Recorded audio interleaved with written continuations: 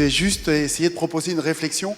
Donc je ne vais pas vraiment raconter l'histoire de ce qu'on a fait concrètement dans l'essai, mais au fond, je voudrais profiter de cette occasion qui m'est donnée de m'adresser à vous pour réfléchir à la façon dont l'anthropologie intervient, ce qu'elle fait, ce qu'elle ne peut pas faire, les confusions qui règnent aussi sur ce que peut faire l'anthropologie et ce qu'elle ne peut pas.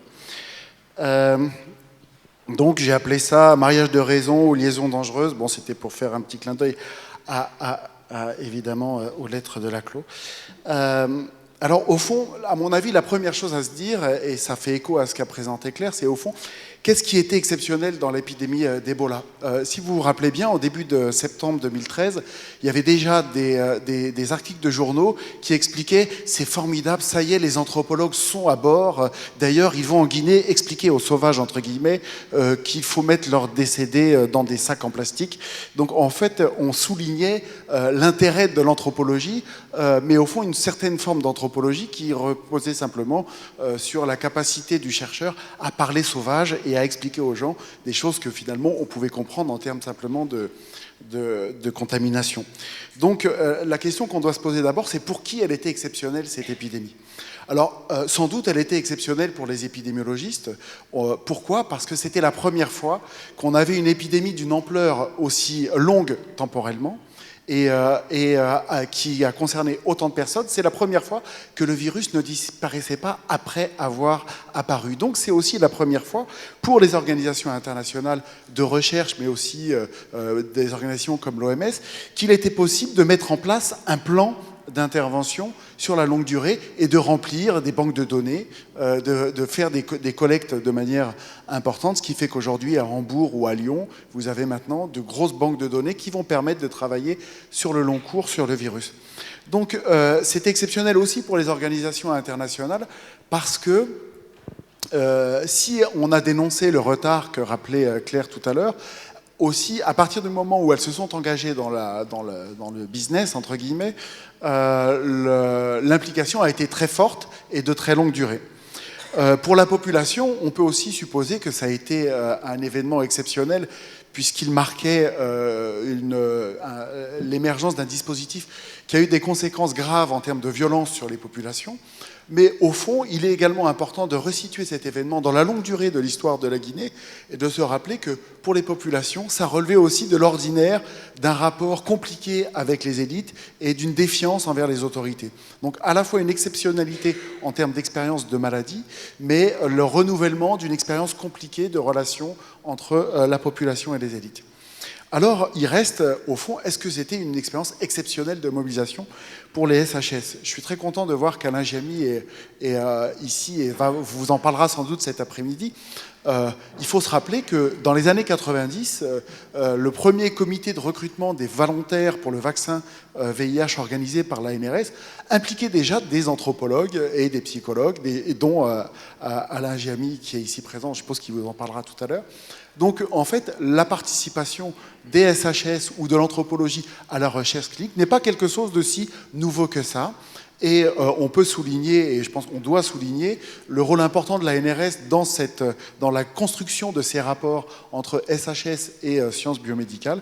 Il y a longtemps qu'il existe à la NRS des commissions croisées, et c'est vraiment une spécificité de la NRS, une spécificité aussi, je pense, française dans la construction de la recherche en santé.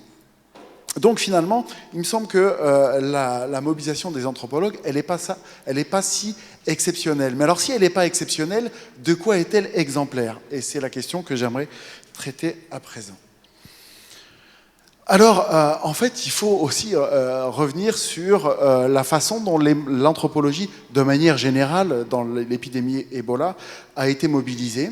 Si on reprend les fameux CITREP, ceux qui ont été concernés par l'épidémie savent ce que c'est, les CITREP, les rapports de situation qui paraissaient tous les jours ou de façon hebdomadaire, produites par la coordination nationale ou par l'OMS, et qui relevaient le nombre de personnes touchées, le nombre de décès, le nombre de personnes recherchées, mais aussi qui soulignaient l'intervention des différents acteurs, dont les anthropologues. Pour préparer mon petit speech, j'ai repris tous les CITREP depuis le début de l'année, depuis un an, en cherchant à quel moment on mentionnait les anthropologues et pourquoi on les mentionnait. Eh bien, l'intervention des anthropologues est associée dans les sites-rep, donc dans un an et demi de compte-rendu journalier, est associée à des notions telles que la communication, l'investigation, au sens de police, c'est-à-dire la recherche de patients disparus ou de perdus de vue, la mobilisation sociale, l'engagement communautaire, les recommandations en rapport aux réticences, c'est-à-dire aux personnes qui refusaient d'entrer dans le dispositif, et les perdus de vue. Donc pour les anthropologues ou les sociologues de la salle, on voit bien que c'est une conception des sciences sociales extrêmement utilitariste et très éloignée de ce que nous considérons en tant que chercheurs en sciences sociales le cœur de notre activité. Alors, l'usage de ces notions en rapport avec l'anthropologie se traduit par des actions soulignées des anthropologues, et les actions des anthropologues dans la lutte contre Ebola, ça a été de lutter contre les réticences, d'accompagner le cerclage, c'est-à-dire l'identification de zones dans lesquelles on a fait le premier essai, qui n'était pas un essai INSERM, qui était un essai dont le promoteur était l'OMS, du Ring Trial, donc l'identification de populations, de bassins de population autour d'un cas index qu'il fallait vacciner. Donc les anthropologues ont accompagné le cerclage, ils sont allés dire aux gens, si c'est très bien, il ne faut pas bouger de votre maison, restez, on va vous vacciner. Ils ont fait de la sensibilisation et ils ont aussi cherché les patients. Alors, évidemment, dans le cadre de JIKI, c'est pas ce qu'on a fait. On a fait mieux que ça, j'espère. Mais il faut souligner que, de manière générale, l'implication des anthropologues, telle qu'elle a été documentée, perçue et mise en lumière dans la publicisation de l'intervention des anthropologues, c'était cette activité. Alors, qu'est-ce qu'on va en faire ? Il me semble que la possibilité de faire autrement, la possibilité envisager une collaboration qui soit plus féconde, c'est sans doute de se rappeler, un peu comme de Certeau, au fond, tous les acteurs, ils parlent à partir d'un propre, c'est-à-dire d'un lieu dans lequel ils sont inscrits et à partir duquel ils se projettent dans l'action et dans le monde. Toutes les sciences ont, de ce point de vue-là, un propre, qu'on pourrait rappeler une façon de penser le contexte. Si on regarde les essais cliniques reposent sur une conception du contexte qu'on pourrait définir en suivant Dourich et Siever, que les essais cliniques et l'EBM en général reposent sur une conception représentationnelle du contexte. C'est-à-dire, dans un essai clinique, on construit une réalité stable, on construit un container stable qui permet de penser les interactions entre un corps, une molécule, une cellule. Pourquoi c'est important que ce contexte soit stable ? Parce qu'il permet le développement d'activités reproductibles, comparables, il permet l'identification de termes objectifs et fixe et quantifiable. C'est le cœur même du fonctionnement d'un essai clinique en termes de contexte. Le contexte d'un essai clinique, c'est quelque chose qui doit être stable. Or, il est important de reconnaître que nous, en sciences sociales, on travaille aussi avec un contexte, on a aussi un propre, tout le monde a un contexte, et je ne suis pas en train de... il ne faut surtout pas penser en termes de hiérarchisation des contextes, mais de reconnaître que pour nous, les sciences sociales, notre contexte, il est plutôt à l'opposé de ça, puisque notre contexte, il est interactionnel. C'est-à-dire que nous, ce qui nous intéresse, c'est un contexte dans lequel on va observer des relations entre les individus, que ces relations, elles sont dynamiques, elles sont contestées en permanence, elles évoluent, elles sont fonction de contextes qui sont historiques et qui sont aussi des contextes relatifs à la nature même de l'interaction. Et donc, on voit bien que si on a tous les deux, le chercheur clinicien et le chercheur anthropologue, un contexte, il serait dommageable d'imaginer que le sens que nous mettons derrière le mot contexte est le même. Donc, pour fonder une collaboration qui soit la plus pertinente possible, il faut reconnaître que nous avons chacun un contexte et ce contexte est de nature différente. Quelles sont les implications de la reconnaissance de nos contextes différents dans la réflexion éthique, puisque j'ai compris qu'on était dans une journée éthique, alors j'ai essayé d'apporter une réponse par rapport à ça. Eh bien, sans doute d'un point de vue anthropologique, alors peut-être mes collègues du centre de recherche éthique me reprendra. En fait, du point de vue des sciences sociales, il convient pour nous de réfléchir à l'éthique non pas comme un ensemble de règles qui seraient universelles et qu'il faudrait appliquer systématiquement sur l'ensemble des territoires, mais se rappeler qu'au fond, pour nous, l'éthique, elle se juge en pratique. Alors, qu'est-ce que ça voudrait dire de juger, de réfléchir à l'éthique en pratique? C'est d'abord d'aller d'emblée, de partir du principe que l'on doit dépasser une dimension universalisante. L'éthique, ce n'est pas un ensemble de règles et de normes qui s'appliquent de manière systématique dans tous les endroits. Il convient, au fond, en suivant Vinadas, de penser l'éthique comme l'expression de la vie entière, de la vie en tant que telle. Ce qui est éthique, finalement, sur différents terrains, c'est ce qui est bon pour les individus, ce qui est bon pour eux. Donc, penser l'éthique en Guinée dans le cadre d'Ebola, ça n'est pas appliquer une règle éthique qui serait définie de manière universelle, mais de penser qu'est-ce qui est bon pour moi qui suis guinéen, qui vit dans la forêt, qu'est-ce qui est bon pour moi dans ma prise en charge dans le cadre d'Ebola. Au fond, pour l'anthropologue, ça impose de réfléchir en termes d'une anthropologie du bien. Anthropology of the Good, et je reprends l'expression de Robbins de 2013. Au fond, c'est donc de définir comment, dans un contexte qui est fabriqué historiquement, politiquement, qui est fonction d'interactions spécifiques, comment la société dans laquelle j'interviens va penser et construire la notion du bien. Et donc, du point de vue anthropologique, une éthique de la recherche devrait simplement ne pas heurter la notion du bien dans la société dans laquelle j'interviens. Alors, quelques exemples sur l'anthropologie of the good, et donc sur la notion du bien. Eh bien, je vous ai mis quatre exemples que je n'aurai pas le temps de développer, mais je vous invite à aller les lire. Le premier exemple, c'est un article de Patricia Kingery dans Current Sociology, paru en 2015, qui propose la notion de empty choices. Qu'est-ce que ça veut dire pour un patient guinéen? Alors, pour Ebola, c'est encore pire, mais même pour une maladie plus bénigne. Qu'est-ce que ça veut dire de donner son choix d'entrer dans un essai clinique quand, en fait, le choix qu'il fait n'est pas d'entrer ou pas dans un essai, mais de choisir entre une non prise en charge parce que le système de santé est défaillant et une prise en charge? Quels sont les termes du choix?